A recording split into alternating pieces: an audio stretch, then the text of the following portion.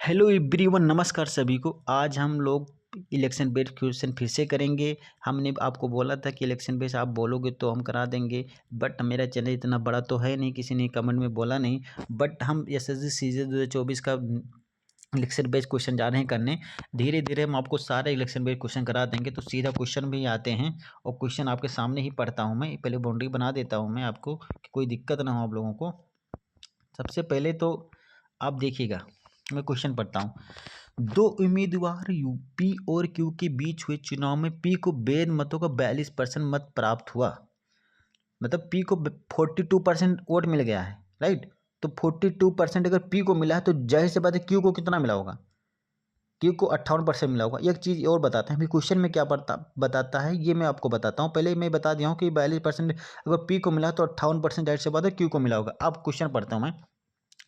Q 45,360 मतों से जीता।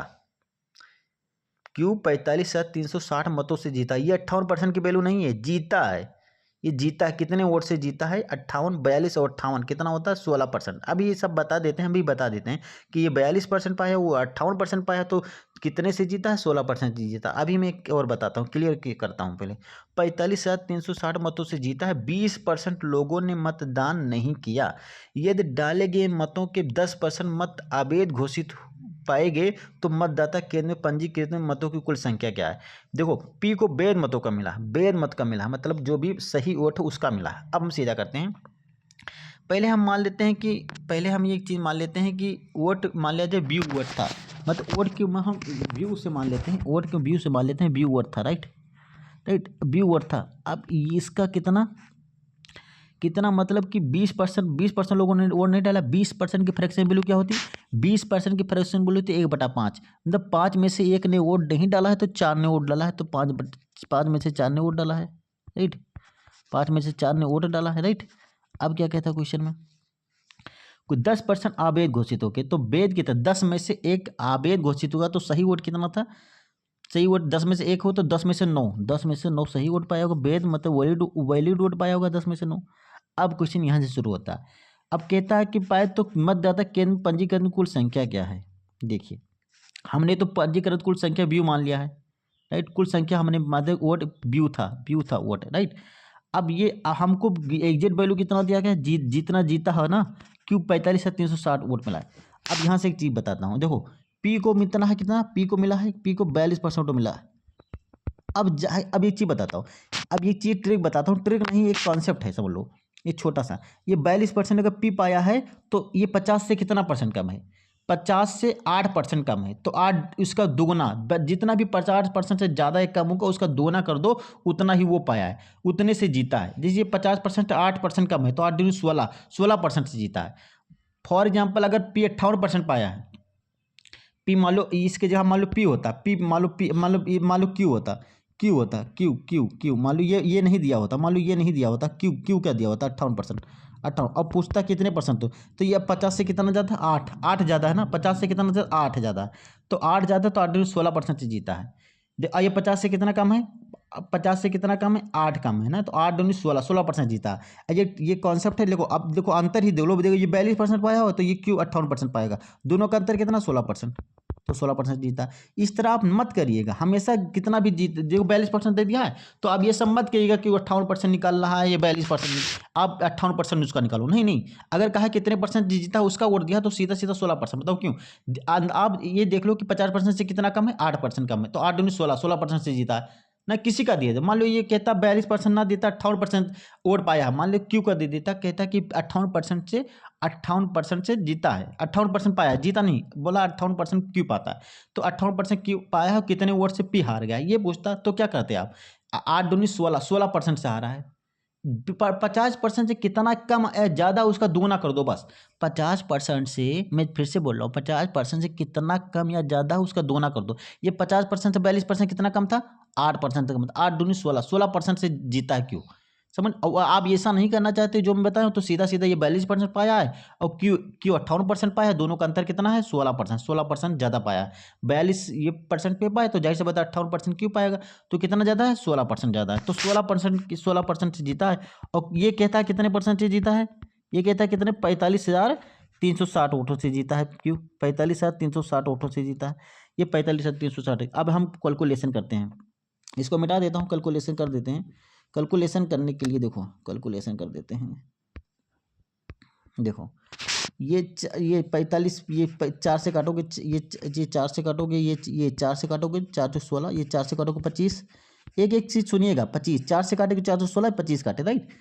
अब ये देखो 9 चौक 36, 36 चौका कितना होता है? 36 चौका कितना होता है? 9 चौक 36, 36 चौका 144, 6 24 के 4 असलन 2, 4 3 12 2 14, 144, 144। अब इसको काटते हैं, 45 है 360, 144 से काटते हैं, 144, 144 तिया जाएगा, 144 तिया कितना होता है? 144 तिया कितना होता है? 144 तिया, 144 तिया 4 3 12 के 2, 4 3 12 1 13, 4 3 432, 432 जाएगा। 453 में से 432 जाएगा, कितना बचेगा?